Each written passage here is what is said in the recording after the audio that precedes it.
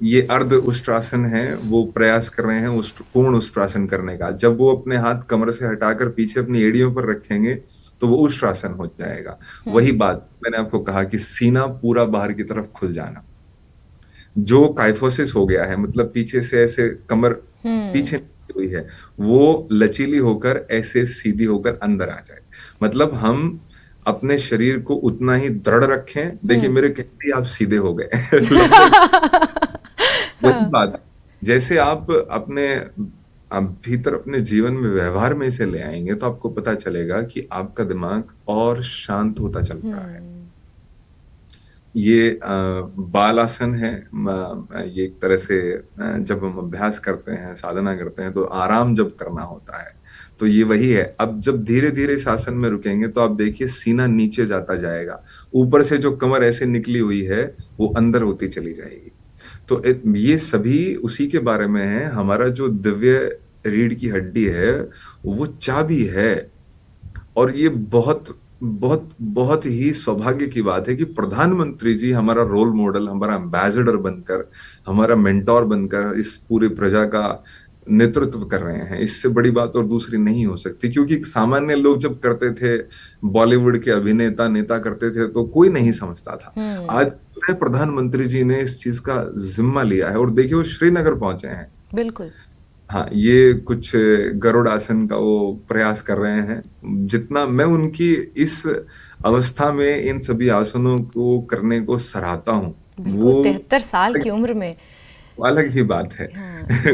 ये कोई साधक ही ऐसा कर सकता है जिसने लंबे समय तक अपने जीवन में खूब अच्छा आहार व्यवहार रखा हो, खूब ब्रह्मचर्य किया हो, खूब भगवान को पूजा हो। उसी के ही ध्यान में ये सरल बातें रह सकती हैं। ये फिर से दंड आसन का अभ्यास किया जा रहा है। दंड आसन आपको पुरुषार्थ लौटाता है। जो लोग विवाह में बड़ा कष्ट पाते हैं जो पुरुष पुरुषार्थ को देते हैं, अगर वो दंड आसन का अभ्यास अच्छा करें तो उनका रिप्रोडक्टिव सिस्टम एनहेंस होता है।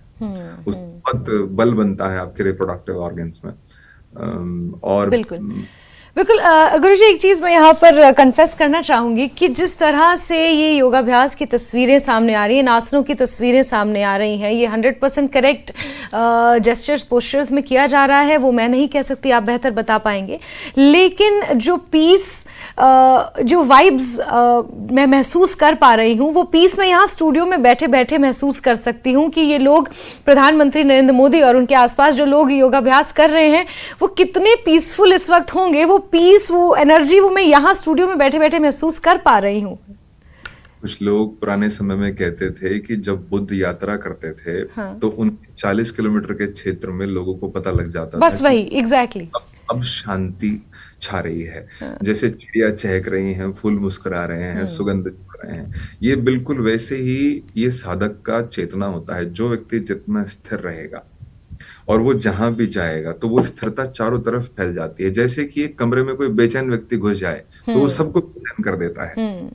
बिल्कुल उसी प्रकार से अगर कोई व्यक्ति बहुत स्थिर है, अपने में समाहित है, ध्यानस्थ है, उसके वहां पहुंचते ही उसकी ऊर्जा का क्षेत्र बहुत दूर दूर तक पहुंचता है। वहां सभी लोग उसको अनुभव करते हैं। तो वो सभी इतने शांत हैं, मग्न हैं, आनंदित हैं, स्थिरता से अभ्यास कर रहे हैं। ये प्रमाण है कि हमारे प्रधानमंत्री जी अपने में स्वतः में कितना स्थित हैं, कितने शांत हैं। और इतना सरल थोड़ी होता है कि बार बार बार बार विजय पाना, और वो भी एक ऐसे विपक्ष से जो बहुत लंबे समय से देश में पैर जमाए बैठा था। तो और उन अब देखिए, जो शलभ आसन, आसन अभी कर रहे हैं प्रधानमंत्री। उन्होंने अभी शलभ आसन किया। शलभ आसन क्या है? आपके नाभि चक्र को हाँ। व्यवस्थित करता है। योग में एक सूत्र आता है, नाभि चक्रे वयोज्ञानम। मतलब नाभि के चक्र में समस्त ब्रह्मांड का ज्ञान छिपा हुआ है। और अगर आपकी नाभि गिर गई है या नाभि व्यवस्थित नहीं है तो आपका पूरा जीवन गिर जाएगा।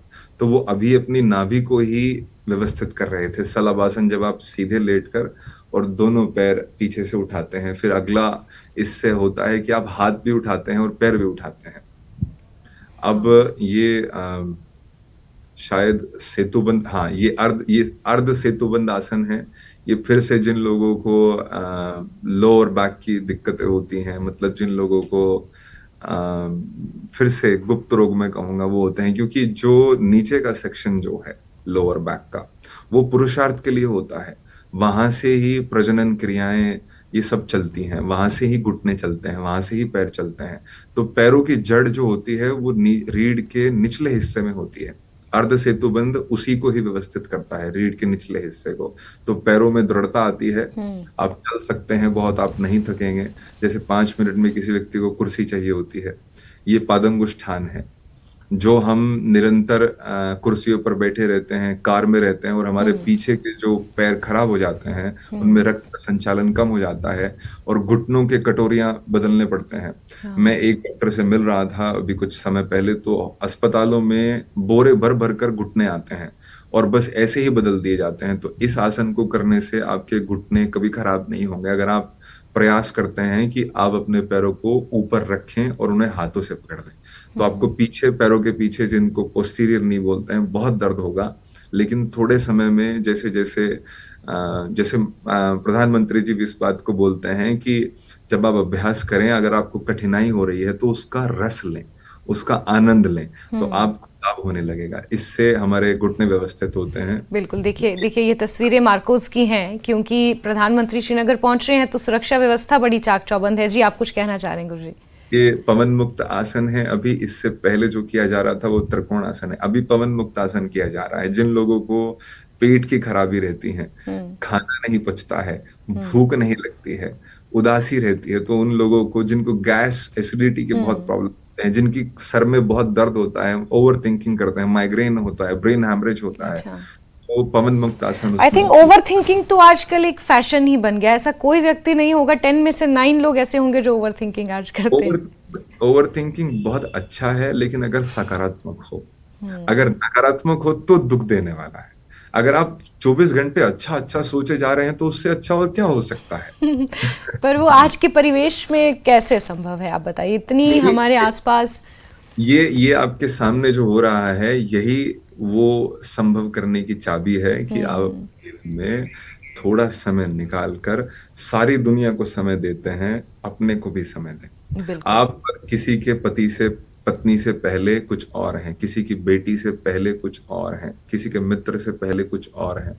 तो वो क्या हैं, उसको जानने हेतु, उस तत्व को, उस परम तत्व को जीने हेतु आपको अपने जीवन में साधना, अभ्यास बहुत जरूरी है। ये आपने बहुत बहुत खूबसूरत बात कही है योगभूषण जी। और प्रधानमंत्री लगातार योगा कर रहे हैं, आपसे हम समझ रहे हैं कि किस आसन का कितना महत्व है, और जिस सरलता के साथ प्रधानमंत्री ये कर रहे हैं कि लग रहा है कि वो नियमित रूप से अपनी डे टू डे रूटीन में इस तरह से योगाभ्यास करते हैं। और जाहिर सी बात है, हमें मालूम है कि करते हैं, और शायद यही कारण है कि उन्होंने कहा कि जो ज्ञान, जिस ज्ञान की चाबी उनके पास है, क्यों ना उसे पूरे विश्व में दिया जाए। और यही कारण है कि 10 साल पहले उन्होंने इसका आह्वान किया, और आज की डेट में अंतर्राष्ट्रीय योगा दिवस आज जगह जगह मनाया जा रहा है, विश्व में हर जगह मनाया जा रहा है। योगभूषण जी, मैं 21 जून का भी महत्व आपसे समझना चाहूंगी, क्योंकि मुझे पता है कि 21 जून की तारीख अगर प्रधानमंत्री ने तय की है तो उसका भी अपने आप में एक महत्व है, और ये तस्वीरें लगातार हम